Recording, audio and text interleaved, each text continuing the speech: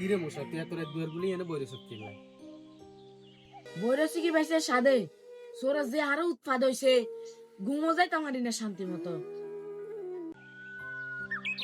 কি আর কিছে তো এনে বইছিস গিলে তুমি মশা বলে সরজ যন্ত্রণায় ঘুম যাবার কোনো হতে নেই তোরে কোনো হত বার করে জন জানিস আসলে সরর উৎপাত আগে তো একটু বাড়ি গেছে একটু না মেলা ভাই গেছে আমি একটু কি লেখা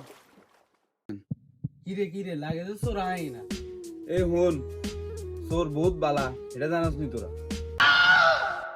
কিয়া আমরা কি সর দালালি করেননি কিরে মশা তুই তো একটা সর বানাই দেওয়ারি একটা সর বেদন কি রুম আর দাদা লাস্ট একগে সিটি বদনাগা ইগলা ঠিক সরে লই গেছে আর আপনারা দুজন যে করেন সরবালা সর কেনে ভালো হইছে এটা আর দুজন অঙ্গ বুঝাই দিবেন আমি মশে এনে বইরেছি।